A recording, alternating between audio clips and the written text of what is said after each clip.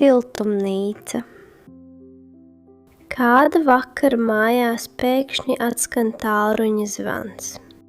Mamma atbild uz zvanu. Zvanīja vecmamma, saka mamma. Viņa lūdz palīdzību ar stādiem siltumnīcā. Sestdien mēs ar mammu, tēti, brāli Kārli un suni Reksi braucam pie vecmammas un vectēva uz laukiem. Ceļā mēs skatāmies pa logu. Spīd saule, koki un krūmi jau zied. Viss apkārt ir zaļš un skaists. Ceļš nav īss, bet man patīk braukt uz laukiem. Tur vienmēr ir kluss, tur ir svaigs gaiss un skaista daba. Un pie vecmammas ēdiens vienmēr ir garšīgs. Kad mēs atbraucam, vecmamma jau ir ārā.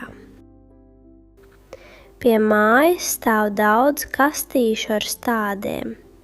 Cik daudz, es saku. Tie ir tomāti, gurķi un puķes, saka vecmamma. Šodien viss jāstāda. Vectēvs rāda uz siltumnīcām. Tomātus stādīsim šajā siltumnīcā, bet gurķus tajā. Mēs nesam stādus uz siltumnīcu.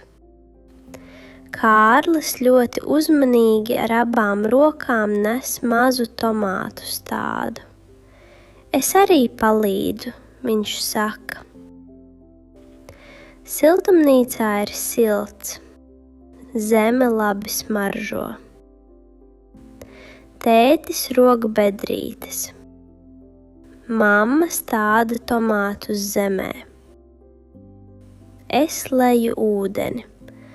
Anna, nepārāk daudz, mamma smejas.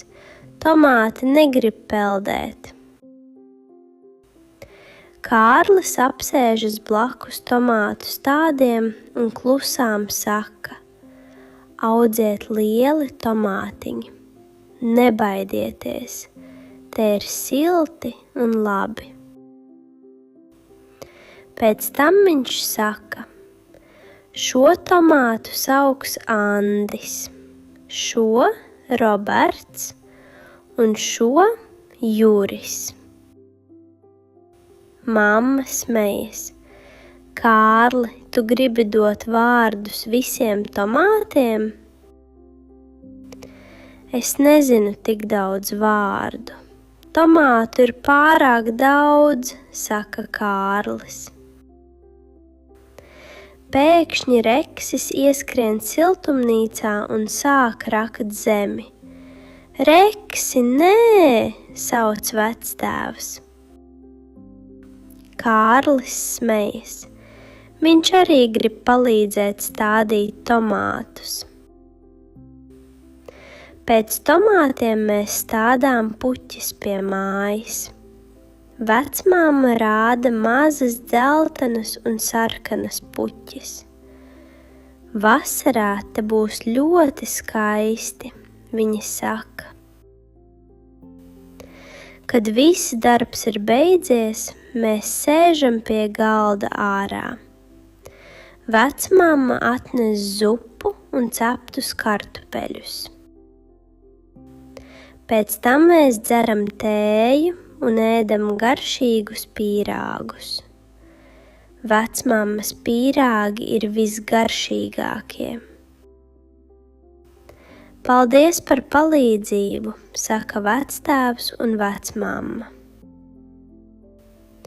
Es skatos uz siltumnīcu. Vasarā te viss būs zaļš un skaists, saka vecmamma. Kārlis pamāja tomātiem ar roku. Uz redzēšanos, tomātiņi. Es smaidu. Man ļoti patīk braukt pie vecmammas un vectēva uz laukiem un palīdzēt viņiem dārzā.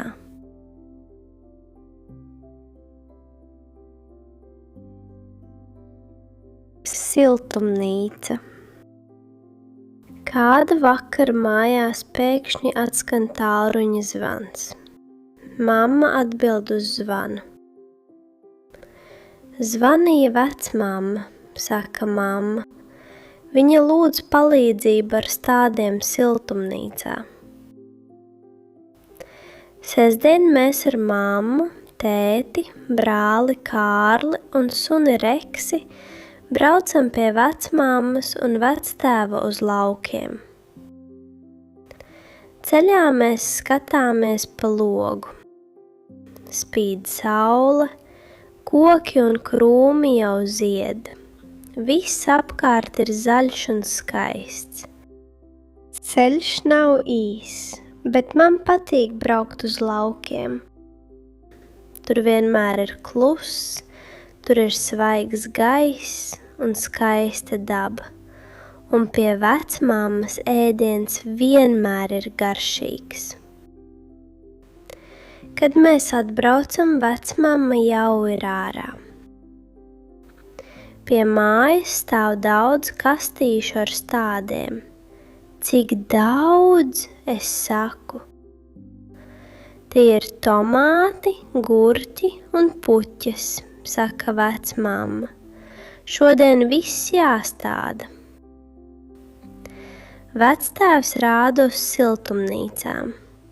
Tomātus stādīsim šajā siltumnīcā, bet gurķus tajā. Mēs nesam stādus uz siltumnīcu. Kārlis ļoti uzmanīgi ar abām rokām nes mazu tomātu stādu. Es arī palīdzu, viņš saka. Siltumnīcā ir silts.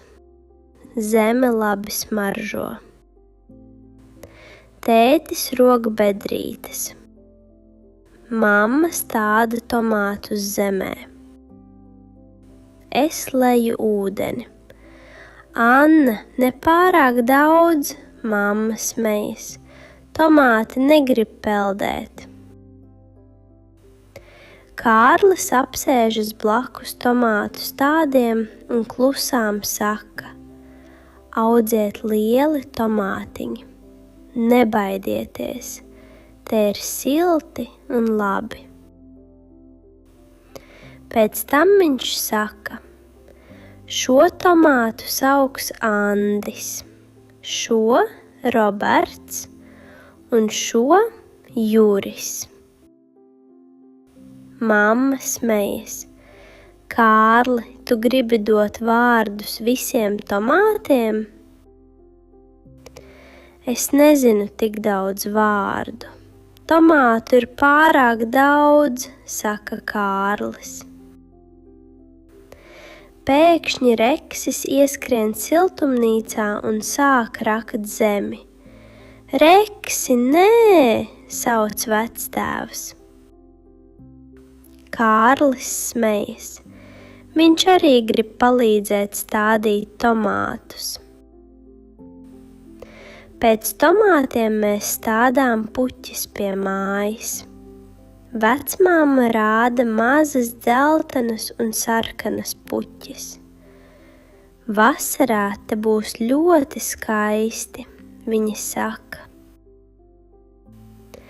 Kad viss darbs ir beidzies, mēs sēžam pie galda ārā. Vecmamma atnes zupu un ceptus kartupeļus. Pēc tam mēs dzeram tēju un ēdam garšīgus pīrāgus. Vecmammas pīrāgi ir visgaršīgākie. Paldies par palīdzību, saka vectēvs un vecmamma. Es skatos uz siltumnīcu. Vasarā te viss būs zaļš un skaists, saka vecmamma. Kārlis pamāja tomātiem ar roku. Uz redzēšanos, tomātiņi.